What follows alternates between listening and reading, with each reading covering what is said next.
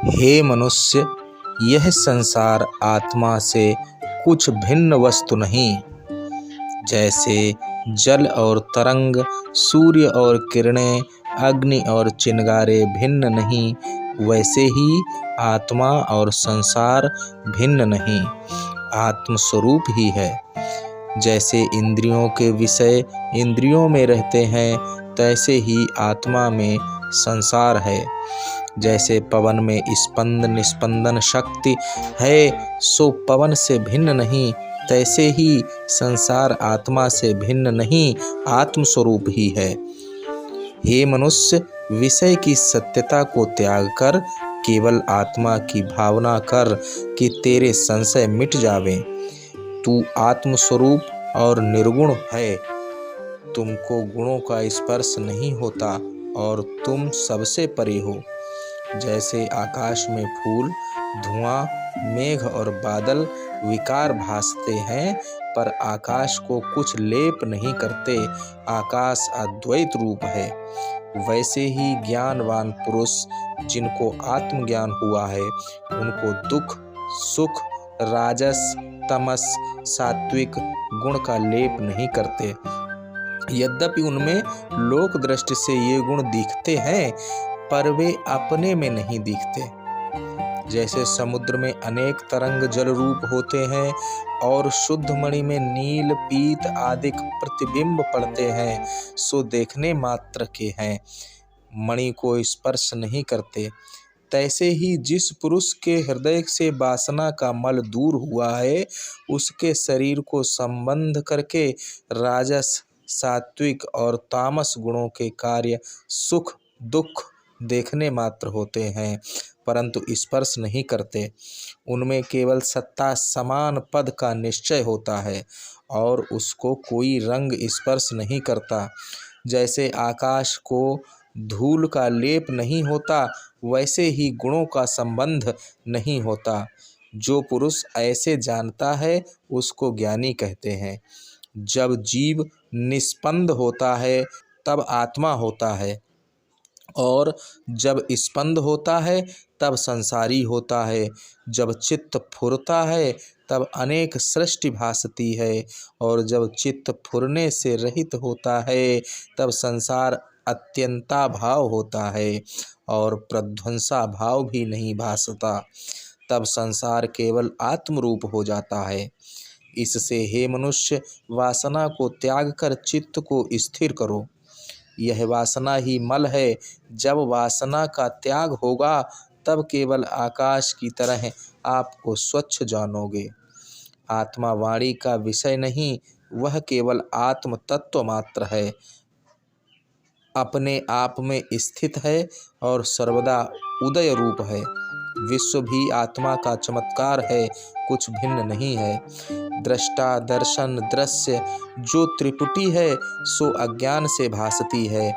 आत्मा सर्वदा एक रूप और त्रिपुटी से रहित है। फुरने से आत्मा ही त्रिपुटी रूप होकर स्थित हुआ है। इससे चित्त को स्थिर करके देख कि आत्मा से भिन्न कुछ वस्तु नहीं है। फुरने में संसार है, जब फुरना मिटता है, तब संसार भी मिट जाता है। उस फुरने की निवृत्ति के लिए सप्त भूमिका कहता हूँ। जब प्रथम जिज्ञासु होता है, तब चाहता है कि संत जनों का संग करूं और ब्रह्म विद्या शास्त्र को देखूं और सुनूं, यह प्रथम भूमिका है। भूमिका चित्त में ठहरने के ठौर को कहते हैं।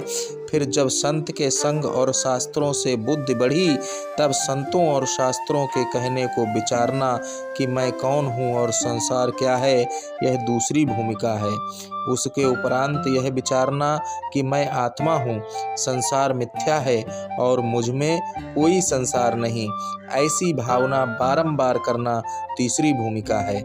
जब आत्म भावना की दृढ़ता से आत्मा का साक्षात्कार होता है, तब संपूर्ण वासना मिट जाती है, और जब स्वरूप से उतर कर देखता है, तब संसार भासता है, परंतु स्वप्ने की भांति जानता है। इससे वासना नहीं फुरती। ऐसा जो अवलोकन है सो चौथी भूमिका है। जब अवलोकन होता है तब आनंद प्रकट होता है। ऐसे महा आनंद का प्रकट होना पंचम भूमिका है। जब आनंद प्रकट होता है और उसमें बल से स्थित हुआ तो इसका नाम पंचम भूमिका है। तुरीया पद छठी भूमिका है। चित्त की दृढ़ता का नाम तुरीया है। जब तुरीया तीत पद को प्राप्त होता है तब परम निर्वाण होता है। उसको सप्तम भूमिका कहते हैं। उस परम निर्वाण पद की जीवन मुक्त को गम नहीं, क्योंकि तुरीया पद है उसको वाणी से नहीं कह सकते। प्रथम तीन भूमिका जो कही है सो जागृत अवस्था है। उनमें श्रवण मनन और निदिध्यासन करता है और संसार की सत्ता भी दूर नहीं होती। चतुर्थ भूमिका स्वप्नवत है। उसमें संसार की सत्ता नहीं होती। और पंचम भूमिका सुषुप्ति अवस्था है, क्योंकि आनंद घन में स्थित होता है। छठी भूमिका तुरीया पद है, जो जागृत स्वप्न और सुषुप्ति तीनों का साक्षी है। उसमें केवल ब्रह्म ही प्रकाशता है और निर्वाण पद में चित्त लय हो जाता है। तुरीया पद में जीवन मुक्त विचरते हैं। सप्तम भूमिका तुरीयातीत पद है, सो परम निर्वाण पद है। तुरीया में ब्रह्माकार वृत्ति रहता है। जब ब्रह्माकार वृत्ति भी लीन हो जाती है, जहाँ वाणी की गम नहीं वहाँ चित्त नष्ट हो जाता है। वह केवल आत्म तत्व मात्र है और अहम भाव नहीं होता। शांत और परम निर्वाण तेरा स्वरूप है और सर्व विश्व भी वही रूप है, कुछ भिन्न नहीं। जैसे सुवर्ण ही भूषण है और सुवर्ण में भूषण कल्पित है, भूषण भी परिणाम से होता है, पर आत्मा सदा अच्युत रूप है और कदाचित परिणाम को नहीं प्राप्त होता। वह केवल एक रस है। उसने चित्त के फुरने से विश्व कल्पा है, इससे विकार संयुक्त भासता है। हे राजन, ऐसा आत्मा तेरा स्वरूप है। उसमें स्थित होकर अपने प्रकृत आचार में निरहंकार होकर विचरो, बल्कि अहंकार के त्याग का अभिमान भी त्याग कर केवल आत्म रूप में रहो। इति श्री योग वशिष्ठे निर्वाण प्रकरणे परम निर्वाण वर्णनम।